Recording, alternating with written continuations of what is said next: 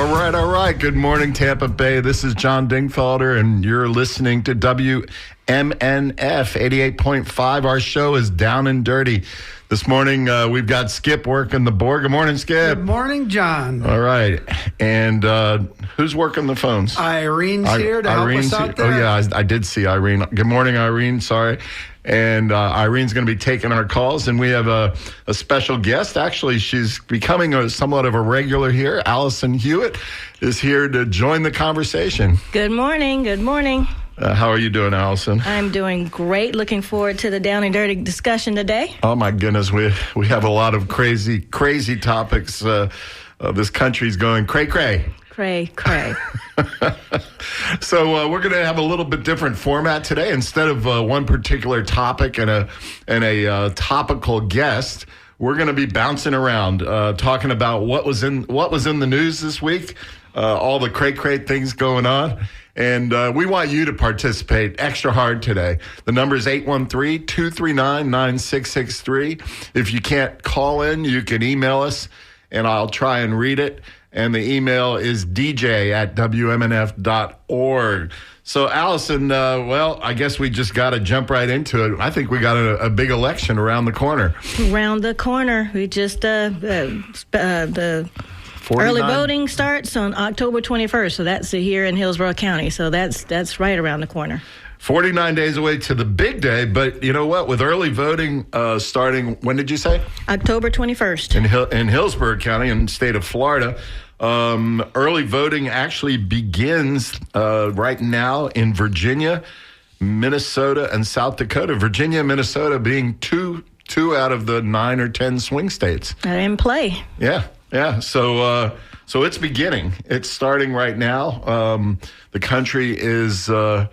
I'd say in rather, uproar, turmoil, and it'll be good to get past this election. Yeah, because the uproar and turmoil, I think there's also part of exhaustion. It's just so much every day that is part extreme, part we try to weed out what is the information that we need as voters. What are the important issues, but we get so distracted by dogs and cats.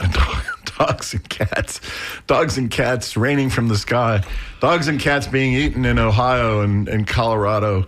So many lies, so much fantasy out there. And I don't even know. I heard the vice president guy, what's his name? Tim Walz? Oh, no. No, the other one. Oh, Vance. Vance, yeah. I heard Vance pretty much admit that they make these stories up just to be able to get back on the press radar. That I guess they're feeling lonely because Kamala is getting a lot of press and, doing a lot of good things and this and that. So all of a sudden they're like jump up and down and say, people are eating dogs and cats. They are saying the quiet part out loud just on a regular right now. So, yes, I actually saw the interview when he said if it takes us saying this to get the press to talk about these important issues, then we will say it. Yeah, these important issues. And going to that Springfield story, what's really tragic is because the former President Trump, mentioned Springfield, Ohio, and this lie, that Haitian immigrants were eating dogs and cats. That town is suffering badly. I mean, there's bomb threats to the kids, and their schools are disrupted, and the whole town is really been on its head. And getting begged by the governor to stop, a governor who's a Republican, to please, stop saying these stories. And it's really sad because you have a group who have come there to work, to be able to better their lives, went through the process the legal way, which, they say is the important, they want to do legal immigration. Well, they are there legally, but now you have put a target on them. They're being threatened. They are shut up in their homes just for media attention. Yeah, it's tragic. Well, listen, as I said before, we want to hear from you. 813-239-9663. You can talk about the presidential election. You can call us and talk about anything that's been in the news this past week because we want you to be part of the conversation. So Lynn and I were watching. Oprah had a Zoom special last night. I think almost 1 million people were tuned in or zoomed in. Oprah carries, a lot of power and authority, and she had on Kamala Harris in a roundtable discussion. Did you happen to catch any of that? I caught a portion of it. I caught the portion that ended up on the news when the vice president said, "If you break into my house, you're going to get shot." Oh yeah. Kamala said that. That was pretty awesome. Yes. She doesn't mess around. No. Yeah. No. From a policy perspective, she said, "I support the Second Amendment."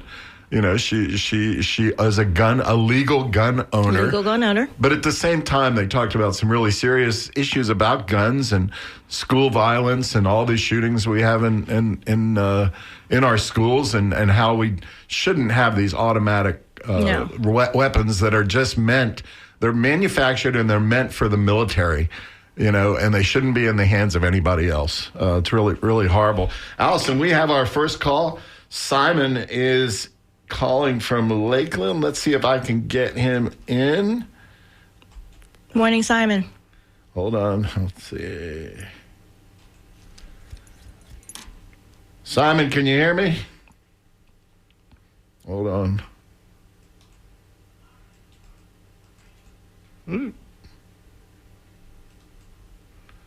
There he is. Simon, you're on with us on Down and Dirty. Good morning. Are you there? Yeah. Simon, are you there? Yes, I'm here. I was saying it's a beautiful Friday. Thank goodness the weather's cooling off, but the politics are heating up. There you go. Simon, you are automatically one of my favorite people this morning because my father was Simon Leroy Dingfelder. So I love you, Simon. Okay, very good. Well, I appreciate the compliment. But a couple issues that I always feel that unfortunately the listeners and or with due respect, WMNF, a couple points on, for foreign policy now is at the mainstream of the political environment.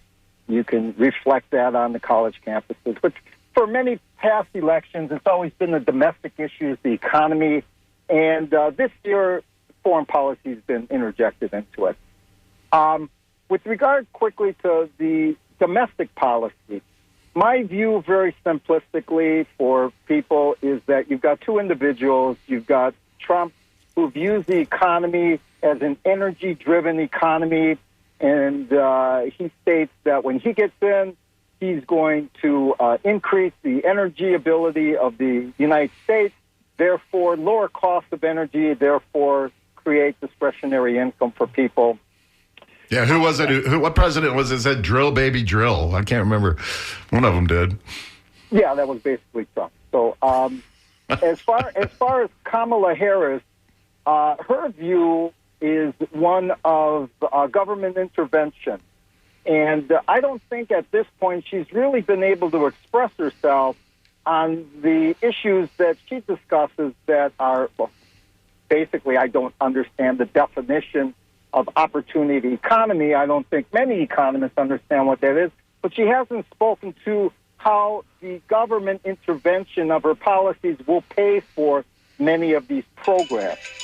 Now, switching to the foreign policy, what I find very troubling is that the onus of the conflict in Gaza is that the onus is on Israel. I have not heard the Democratic Party or the mainstream media, Democracy Now!, or with all due respect, the programmers at WMNF, basically say Hamas is a terrorist organization, asking Hamas or protesting in the streets for Hamas to surrender, give up the hostages, and end the war.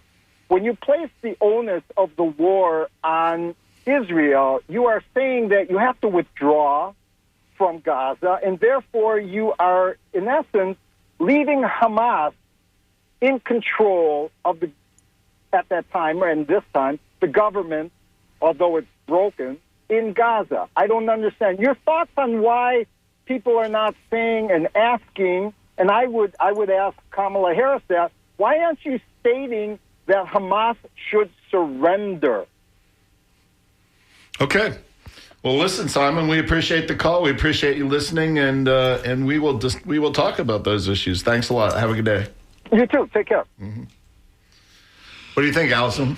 Well, I think that especially this issue it's so complex because let's just say if it was the terrorists that we deal with in Afghanistan, so we deal with the Afghanistan government, but we assume Taliban don't do this. But I think the way the structure is set up, you go to the structure that you have the communication with, which is Israel, who actually, because terrorists don't usually function on we can negotiate. They're just set in a terrorist mindset, whereas you think you go to one government structure to another government structure and you can talk policy and process.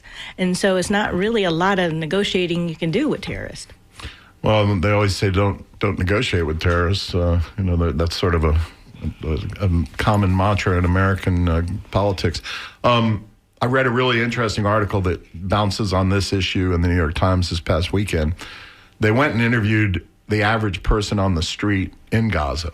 Not the terrorists, obviously not the Israelis, but just the average Gazan resident. And they hate Israel, of course, as you would expect.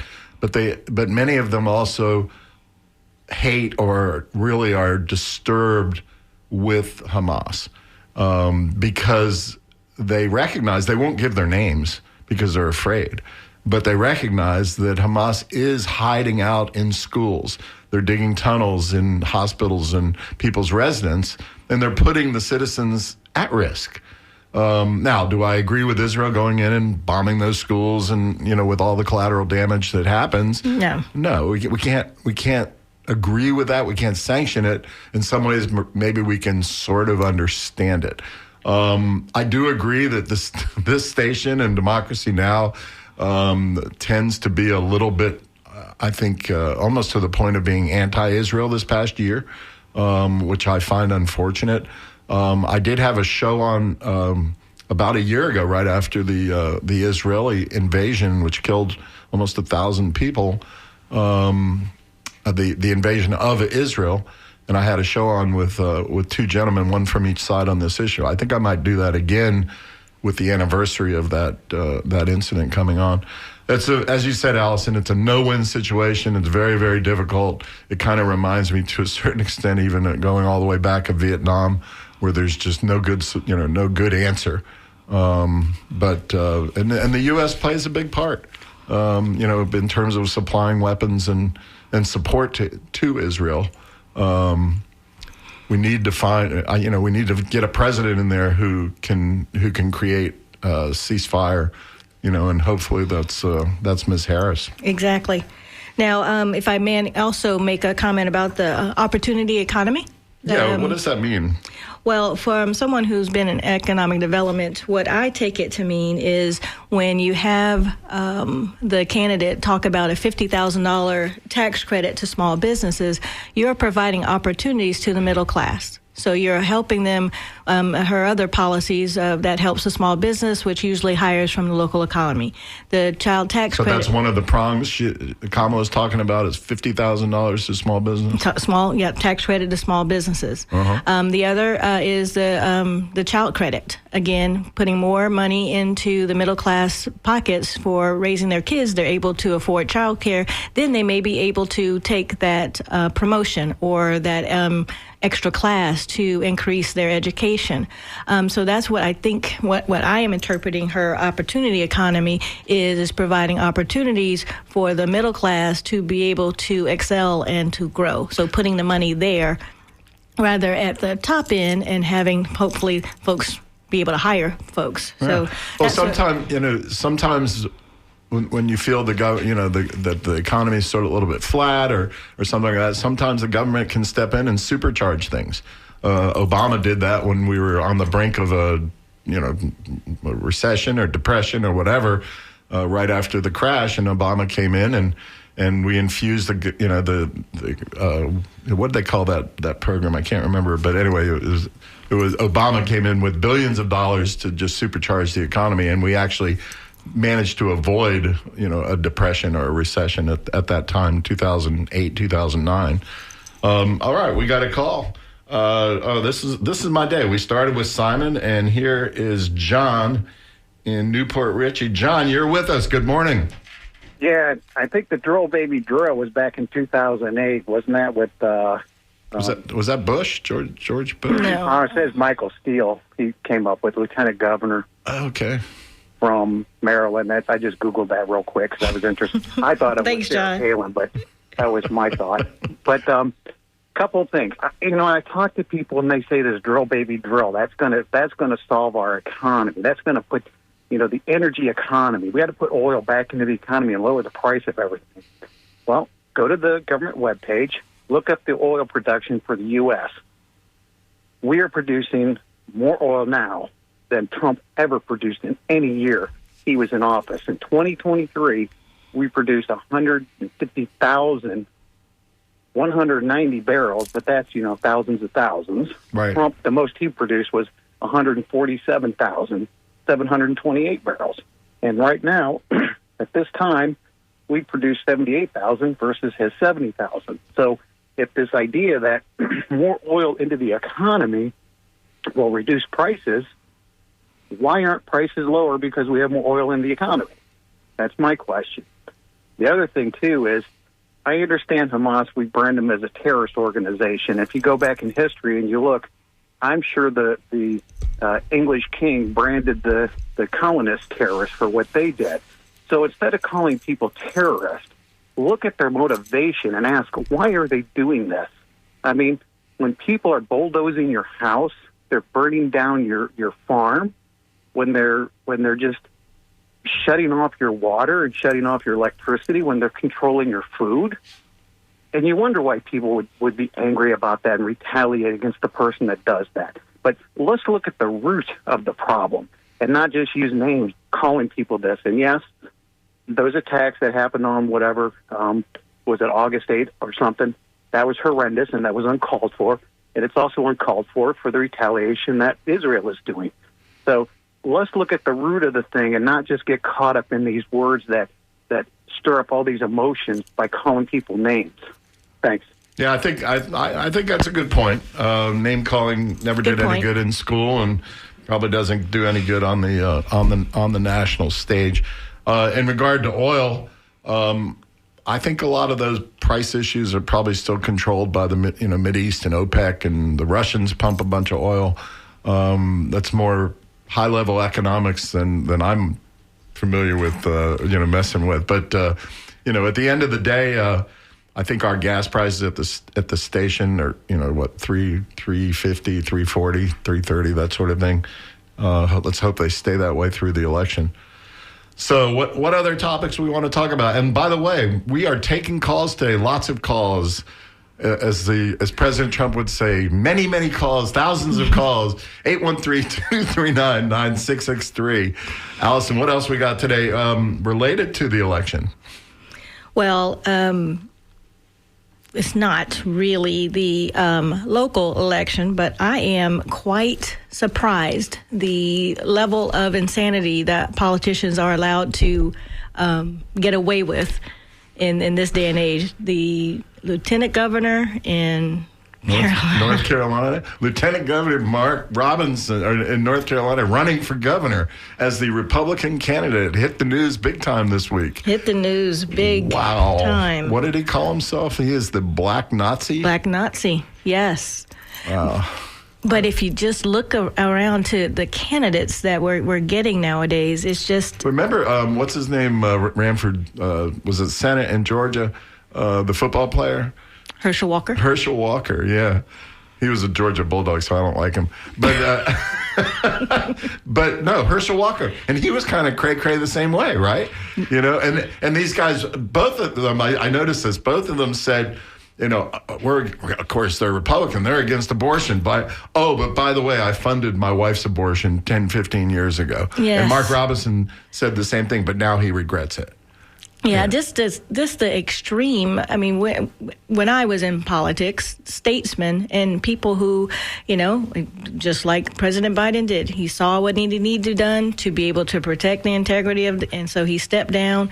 But we are not really having candidates that are of not extreme. I'm not even going to say quality. It's just the extremism that are trying to represent the people, where most of the people are in the middle. Most of the people are the moderates, but our choices are becoming extreme. And so I don't know how this Mark Robinson even got to be lieutenant governor. He's quoted as being on a porn site about 13 years ago, where he acknowledged being a peeping Tom. He acknowledged now he's against trans rights, but back then he's all about, being excited by trans. I mean, it's probably more than I should do on a family radio show like this. But anyway, we've got another John calling back. All right, John didn't get enough. He's calling back. What did you forget, John? Well, I'm sorry, I don't like to call twice, but you just mentioned something that I forgot to mention about the oil. That is a world commodity. So that thing that we want to become oil energy independent upon is actually dependent on the world economy. So how can you be energy independent when it's dependent on the price of oil throughout the world, as opposed to put a solar panel on your house? Well, that's what I was going to say. From an environmental perspective, aren't we really supposed to be getting away from oil? Well, not even that, but just the idea that we want oil independence. It's like, well, you're saying you want oil independent, but yet the price of our oil is dependent on what Russia does. It's dependent on what OPEC does. Sure, we can drill more and produce more, but they can just lower theirs to keep the price up. I mean, that to me is not energy independent. That's energy dependent. Right. Does that make sense? Oh, absolutely. Absolutely. We're on the same page, John, and thanks for calling again. We're taking calls, 813-239-9663. Let's see if we got any emails. Maybe we did. Hold on. Oh, here we go. I like this. Vance's righteous nonsense about making things up reminds me of those "this is your brain on drugs" ads with the eggs frying back in the 80s or 90s. I recall similar reaction to those. Well, I don't care if that ad is a big lie. If it keeps people from ruining their lives by smoking pot, then I'm all in for the lie. Thank you, Charles in Tampa. A fond memory from history. Well, if we're going to be looking at a silver lining with the extremes, I think also once people see the folks who can run for office, maybe we will get some regular folks who think, okay, well, I'm late on my taxes. That might not be so bad. I might be able to run now because this person and this person are the extremes. So maybe if we have to find a silver lining to the extreme radicals that are running for office, that maybe some regular folks will say, hey, what I have is not that bad. It used to be where the national politics, Congress and that sort of thing, I think drew the cray-crays, but now it's like drifting down at the local level because the county commission has it. The Hillsborough County Commission, I don't know about Pinellas, but Hillsborough County Commission has its share of cray-crays, and and it's really. I'm joking about it a little bit, but I'm not joking because they control billions of dollars budget. They control big parts of our lives, and they can mess things up very quickly. And it happened virtually overnight 2 years ago. A couple of them got elected, and all of a sudden you got a big swing in that direction. So it's not, we shouldn't just dismiss it and say, oh, that's just Washington, because it's starting to creep down at the local level. As a matter of fact, Allison, you were reminding me that there's an issue. It used to be school boards across the state were elected on a nonpartisan basis, which I think is somewhat healthy. That's the way we did it at Tampa City Council, and we still do it nonpartisan. And, we don't need to bring partisan stuff into these local issues, but all of a sudden, what? Amendment 1 that's on the ballot for this year, November, is changing the school board elections from nonpartisan to partisan beginning in November 2026 general election and for the primary election nominating party candidates for 2026. I wonder who put that on the ballot. I would almost guess the legislature put that on the ballot because it doesn't. Yeah, Mitch is giving us the thumbs up in the next room. Thank you, Mitch. And don't forget to listen next hour to Mitch and his gang of merry men. But anyway, the legislature put it on there because they feel like, well, we're controlling the state, and this is the way we can control school boards as well. It's really unfortunate. And we should not take the focus away from the children and actually having schools that are producing quality education and take the politics out of that. So I don't see where that is a positive at all to make it become a partisan conversation where the conversation should be about how do we produce quality education for our children. Well, and on a related note, how do we pay teachers adequately so we can keep quality teachers in the classroom? That's going to be also on the Hillsborough County ballot. I don't know what number. Mitch, you know what number that is? On the Hillsborough County school money issue. Anyway, the bottom line is it is going to be on the ballot. This was one that went to court. The county commission tried to stop it. It went to court, and the judge said, no, that's going to be on the ballot. It's a referendum to support increased teacher pay. The teachers union estimates that if passed, it will generate $177 million a year to help pay teachers, keep teachers in Hillsborough County so they don't drift away to our surrounding counties. We have another call, Allison. If you want to join the conversation, we are taking billions and billions of calls today. 813-239-9663. Wendy in Seminole, you are with us. Good morning. Oh, well, good. I'll go back in the house so you'll probably be able to hear me. Good morning. I have something kind of silly to say, but not really. Nah. I'm going to vote no on the abortion.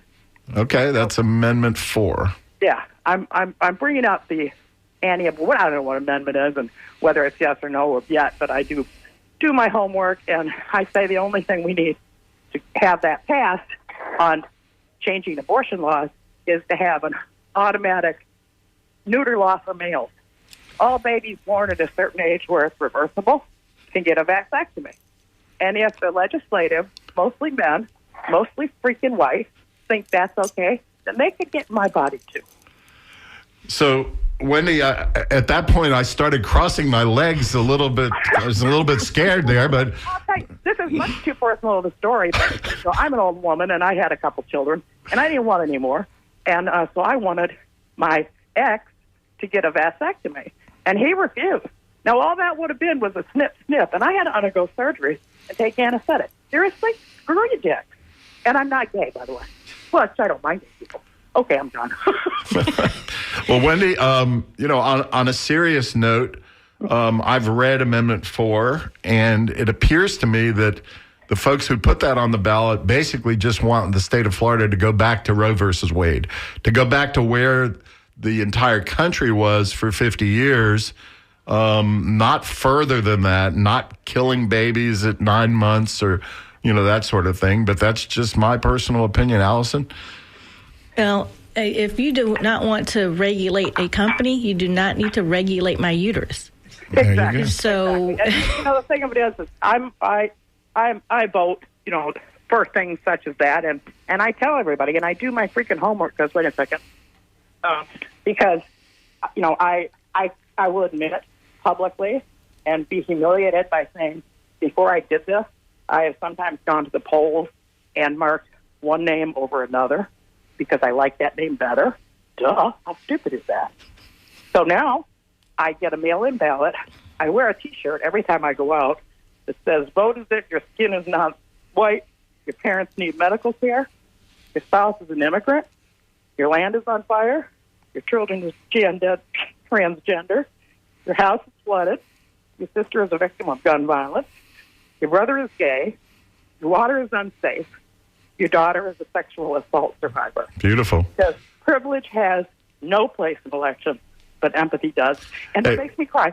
And I wear that 5 times every time I go out. Wendy, you send me an extra large in that T-shirt of John Dingfelder to the WMNF station, and I will wear it proudly. Hey, thanks for calling. You bet. Have a good one. Mm-hmm. All right, and we've got Lori in Arcadia. I love it when we get the calls from Let's see. Hold on. I messed that up. Lori, can you hear us? I can hear you. Yeah, I love it when we get the calls from the boonies. How are you? I am doing well. How are you? No, seriously, Arcadia, out there in the middle of the state, out on the outer reaches of WMNF broadcasting. We're glad you're listening. We're glad you called. My area, I'm really out in the boonies. So I have two things to say. One, I would like to say that we don't talk enough about the value of the American dollar and where it's gone. And the candidates seem to throw away money out there like, oh, we could just give you this or give you that. And, you know, and they don't really talk about where the value is of the American dollar, that it's not backed by gold anymore. So you're saying, are you concerned about inflation, basically, in terms of what your dollar can buy anymore? Well, definitely concerned about that. I live on a farm. I have 25 acres. I'm concerned about our farmland as well. That would be my second thing that I have a concern for, that the candidates don't, you know, sometimes Trump talks about it, but you never hear anything, you know, on the other side of what they're going to do for farmers. Without farmers, we don't have a good food chain. And, you know, so I'm concerned about two things. I'm concerned about our farmlands. I'm concerned about our American dollar and how far it's going to go. And, you know, is it even valuable at all? Like, they just keep printing money, but, you know, I don't see it helping the economy. I just see it just keeping it going. Yeah, as a side note, and we'll get into a serious discussion on the topics that you brought up, but as a side note, I read an article the other day that's, and they've been talking about this for about 20, 30 years, that we need to eliminate the penny because it costs 3 cents to produce every penny, and the mint keeps producing millions and millions of pennies. But anyway, but on a serious note, you know, that farmland issue hits very close to home with me. I studied agriculture for 6 years, and not only is agricultural production important for our nation, so we can be self-sufficient, you know, with our food production, but also in terms of open space, you know, and just in terms of, you know, and Pinellas is already built out. Pinellas used to have farms and ranches and citrus groves and things like that. Pinellas is built out. Hillsborough, you know, used to have a lot of agriculture on the east side of the county. And now that's becoming more and more developed. And every time it's developed, it's another farm that's not in production. And I've always pushed for a local, they do this up north in Maryland and Pennsylvania, but a local farmland preservation program. I agree with you 100%. I was recently in a meeting, you know, at City Hall to try to, you know, stop Florida Light and Power.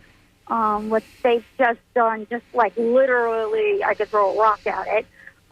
They've been buying up farmland, like we're talking about thousands of acres. What are they doing? Solar farms? Solar farms. And I just think that that's a double-ended sword where, you know, take the word farm out of there because you're not farming. Yeah. You're using the word farm so that you can keep the agriculture. Well, it is a double-edged sword. It is a double-edged sword because on the one hand, I think going to solar power makes sense, especially in Florida. Right. You know, but the flip side is we're losing the agriculture. Right. Listen, we appreciate the call. Lori in Arcadia, call back another day. Thanks. All right. Nice talking to you. You too. All right. Who do we have? We have question mark coming in from somewhere. I don't know. Can we take them, Irene? No? All right. All right. You can join the conversation with Allison Hewitt and John Dingfelder, 813-239-9663. Our phones are ringing off the hook this morning, and we are talking about anything and everything. What else is going on, Allison? Well, while we're on the amendments, let me just go ahead and go through 1 through 6, just so, you know, we're out there and people talking about the amendments. Some of them are hot issues. Some of them are kind of weird and dry. Amendment 2, establish a state constitution to the right to hunt and fish. So it is a constitutional right, if it passes, to hunt and fish. I'm okay with that as long as they don't hunt with automatic weapons. Yeah, we haven't even gotten to that one yet. Amendment 3, legalize recreational use and personal use of marijuana. Amendment 4, we talked about. Provide for a state constitutional right to abortion for before fetal viability. It's not late-term abortion, just fetal viability. Like we said, just go back to Roe v. Wade. Exactly. Amendment 5, provide for the annual inflation adjustment for the value of homestead property and tax exemption, just so you know. Yeah, I'm good with that. And 6, repeal the constitutional provision providing for public campaign financing for candidates who agree to spending limits. So we would like to not agree to spending limits anymore, so you do not. That one's confusing to me. Yeah, so going back to amendment, what is it, 3, marijuana? Yes, recreational personal use. I've seen some anti-3 commercials coming on. I heard there was this millionaire out of Miami, and I don't know what his problem is. He's a big DeSantis supporter, and he just opened his pocketbook and rolled out $12 million to fight the marijuana amendment. And he contributed to DeSantis's PAC, the anti-3 amendment PAC. Last I saw, it's more than 60%, which is what's required to pass. They're getting more than 60%. They're polling at more than 60% right now. But the ads are kind of interesting. The ads don't really attack marijuana, but they attack the marijuana industry. And don't vote no. The marijuana industry is trying to take over the world, so vote no on Amendment 3. I thought that was an interesting approach. Well, I have not been able to find any documentation for the other states that have legalized it, that it has become an overriding problem in the area. As a matter of fact, Colorado passed it like 10 years ago or something. Exactly. Yeah. And there's not been all the horror stories. And it generates taxes. Significant amount of taxes. Yeah. God forbid we could use some of that money for schools. And roads and sidewalks. My God, our phone is ringing off the hook. We are hitting some buttons here today. We've got Debbie. I don't know where Debbie is calling from, but hi, Debbie. Where are you? Yes, I'm in Tampa. Hello, Deb. The reason I'm calling is, good morning, it's about the U.S. senatorial race. Rick Scott. The what? Rick Scott. Oh, Rick Scott. I'm sorry. Yeah. I want to know, I hope people are focusing on him, too, because I think it's time we get rid of Rick Scott, a person who doesn't care about anyone but himself. And this IVF situation, one time he says yes, another time he says no. I mean, this guy is absolutely ridiculous, and I hope he can be or should be replaced. And we also have to focus on him. Well, the other thing, Debbie, is he looks like a turtle. So. Oh, he's horrible. I just can't look at him. It freaks me out. Hey, Deb, we appreciate the call. Let's talk about Rick Scott, Allison. What would you like to say? Well, we need to, people don't focus. This time of year, everybody's focused. President. I know, the down ballot. The down ballot is so important. Down ballot is and critical. everybody else. All the Democrats who are running. Absolutely. And Rick Scott, and this is a wealthy man. He has his yacht. He goes to Italy every summer. I mean, what's he doing there? If I voted for him, he'd take me with him. Hey, Deb, thanks for the call. There is a good candidate against Rick Scott, Debbie Mercosol, something or other out of South Florida, but I don't know that anybody has a chance to fight an incumbent like that in Florida. I just don't know if that's going to happen. I hope it does. Well, I think that Florida needs a balance. I think that we are not governing in a way that hits the middle. I think we're governing too many conversations are directives from Well, you've always been a balanced middle person. You're reasonable, you're common sense. I always encourage you to run for office, but I don't know where that's going. One of these days. All right, we have Juan calling in from, I'm not sure where, but he wants to chat on Amendment 4. Juan, are you with us? Yes, how are you today? Good. How are you? I'm doing terribly well. I'm on my way into Bay Pines VA to get pre-op, but I wanted to talk about Amendment 4. Well, we wish you luck over there, and that's a wonderful VA hospital. My dad took advantage of that. This is a really good hospital. All the VA hospitals throughout the country are really good. I've gotten to visit a lot of them when I toured America in 2002 after my involvement in Ground Zero as a medic on 9/11. Wow. I want to get, as I said, Amendment 4. I heard people talk about how they're opposed to it, and yes, if a couple doesn't want to have children, a man should have a vasectomy. I give that. But if a woman gets raped, which I stopped a lot of them when I was younger, I think that they should have a choice if they're going to have the child or not. It's not a religious, a political, or anybody else's choice, except for the woman herself, knowing what happened to her and how she became pregnant. Yeah, I like. There was a question that came up, I think, in the Senate, and they said, "Can you?" Oh, yeah, that's right. It was one of the Supreme Court justices who was trying to get confirmed in the U.S. Senate, and they said, "Can you identify?" I think Kamala Harris asked the question. She said, "Can you identify any legislation that controls a man's body the way that we try and control a woman's body with this sort of thing?" Allison, thanks for calling, Juan. Talk to you later.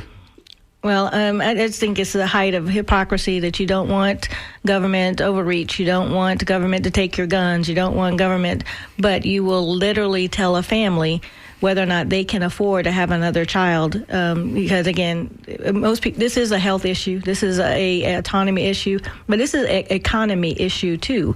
Because if you are going to make that child be able to come into the world, then I need you to also work on the budget on how you help take care of that child. And a lot of, apparently, and I'm no expert, but a lot of women who who used to go for legal abortions already had a couple of children. And maybe they were single moms raising these, couple of kids. And like you said, they were having a hard time making ends meet. And all of a sudden, oh my God, they're pregnant again, and I'm not talking about, the ones that get exaggerated, 10 children on welfare, blah, blah, blah. I'm just talking about 1 or 2 kids, which these days is very, very expensive. Exactly. And if we're built on religious freedom, then it should be my religious freedom to be able to choose how and when I'm going to be able to do that. Yeah. Allison, in the African-American community, which traditionally has been a very church-going community, I'm sure this issue alone can be very controversial. What's really interesting in the black community, the community that I know anyway, and talk about, abortion was not really a big deal because we really had the support system, the moms, the aunts. I don't want to sound too much like the VP candidate who helped take care of the children. To help, so they supported that. Mm-hmm. But when we get down to the professionals who are actually having to make a choice, then we would like to make that choice. And then, our faith in our God is that's who we're accountable to. We're not accountable to the government, except for paying taxes. Yeah, and at the end of the day, they say it's really a woman's health issue, too. And I think we had at least 2 cases just this week alone of women who died trying to get an abortion, going to different states and something bad happening, and ultimately one in Georgia, one somewhere else had died. Terry, you have been waiting patiently from Clearwater. Hopefully you're on the air. Are you there? Thank you for taking my call. I'm still here. There, what's up? How you doing, Terry, in Clearwater? Fine. Thanks for taking my call. And, I'm listening to all this. And it all goes back to the same crap that's been going on since the beginning of time, starting with the Roman Catholic Church as far as a large-scale thing, and it's men wanting to control the lives of women. There you go. Exactly. What's his name? It's a matter of control for a long time. Hey, Terry, how about J.D. Vance, who says basically that women's only role in society is to kick out babies, and because he's an idiot, and I hope he keeps it up, and maybe we'll get a chance to win this time if we can stay focused. There you go. The Democrats are all over the board. That's why they keep losing. They gotta stay focused. One trial he had over Medicare fraud he pleaded the Fifth Amendment more in that one trial than John Gotti did in his entire career. The only reason half of these guys are in office and not in prison is because they have a lot of money. There you go. And it's the bottom line. Well, voting. This stuff, and just like with the marijuana, they're starting to nitpick it. Don't worry about the nitpicking. You know, if it passes, the Republicans are going to do everything, even though it's been approved by the Supreme Court prior to being on the ballot. Yep. Hey, Terry, thanks for your call. We're gonna jump on to the next person. Fun. All right, thanks, man. Take care. Terry hit some issues with some close to expletives. Skip was near his finger on the board there. Now, let me tell you, the conversation that the governor of Arkansas had about being humble because you have actual biological kids. As a mother, what was that about? That was weird. As a mother of two stepchildren, I took offense to that because my stepdaughters mean the world to me.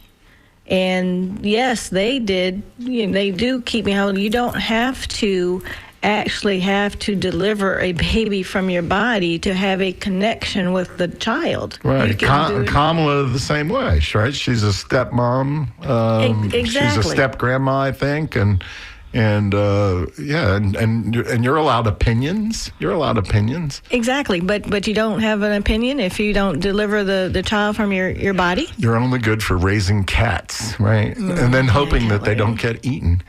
Yes, exactly. So it's just how they're trying to attract people with that is actual repulsion, because there are a lot of blended families out there. There's a lot of people who they love their stepchildren, and they are called bonus children. I might call my stepdaughters that also, but to be able to diminish me, who has not been able to birth kids, who have 10 nieces and nephews that I, in my heart, is not going to endear me to vote for you. Yeah, I think it's a strange strategy. It's like let's see how many women we can alienate across the country.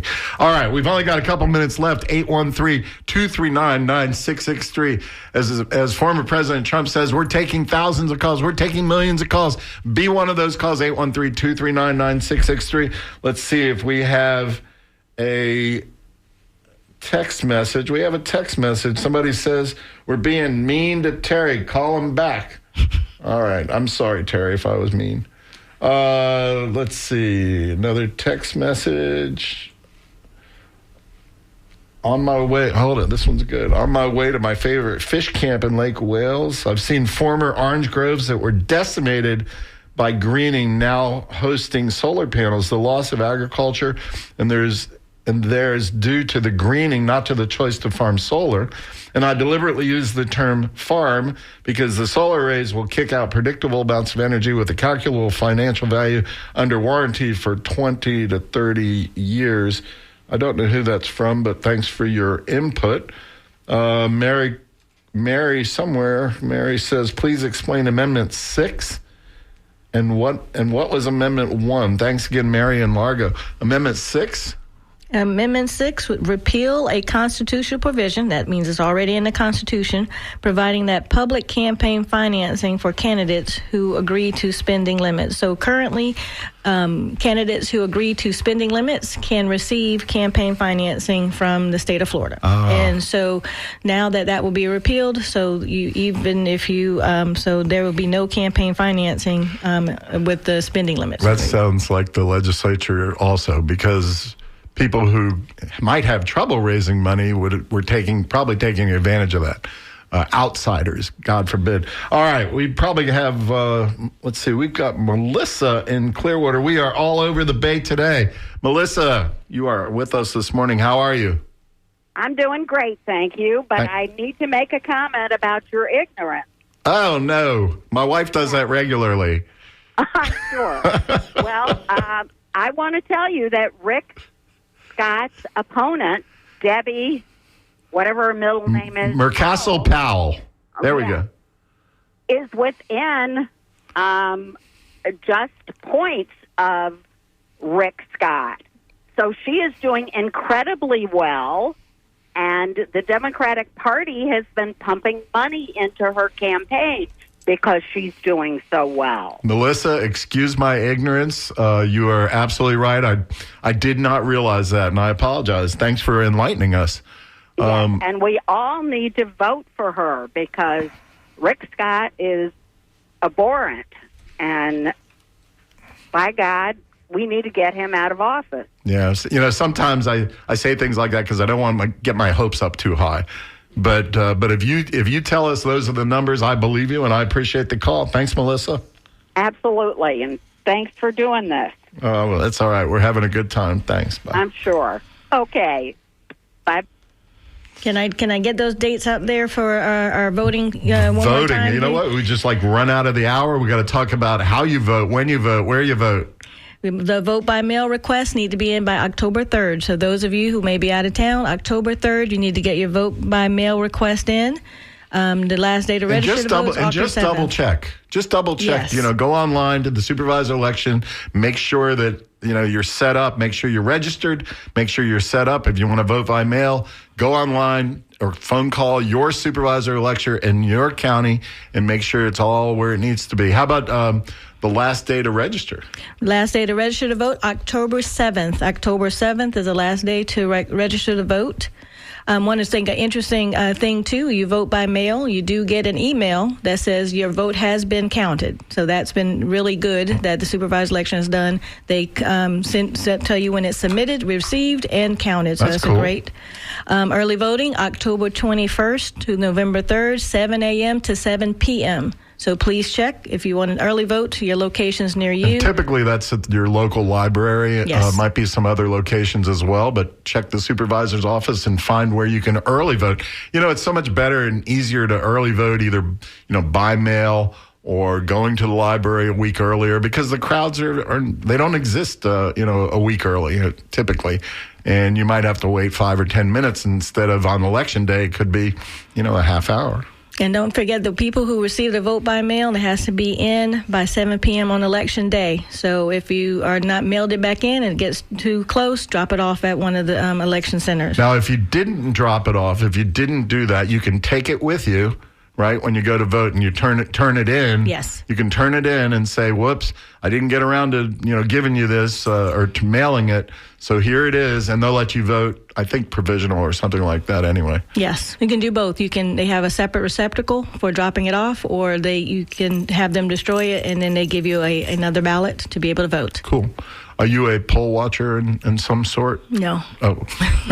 You seem to know a lot about it. It's very important. I make sure that I'm able to tell the folks in my community these dates and this information because vote like your life depends on it. Yeah. Because it does. All right, we have time for one last call, 813-239-9663. You've been chomping at the bit to join the conversation. This is John Dingfelder. I'm joined by my wonderful co-host, Allison Hewitt, who is knowledgeable about everything and anything. And we are here at Down and Dirty. So we are waiting for your call. Let's see. There was an issue that we haven't talked about today. Hold on. I got to maneuver here. Oh, yes, this was cool. So the organization Florida Rising, you know them, they sued the state yesterday about the state's voter registration process. Apparently, for the last couple of years, the state's been tossing out some voters because there's a requirement that your signature has to be a, quote, exact match with your signature on other government databases. I can tell you, as somebody who has now reached Social Security age, that my signature's changed quite a bit over the years. We are getting one last call. We don't have time. Skip says we don't have time. For the millions and millions of calls, we have to stop them now. Thank you so much for calling. All right. Our next show, WMNF 88.5, is Mitch Perry and his merry gang. It looks like they have Susie Lopez in the studio who is running for state attorney. So tune in, and we appreciate you joining us every Friday morning at 10 in the morning. Thanks, John. All right, have a good one. WMNF Tampa.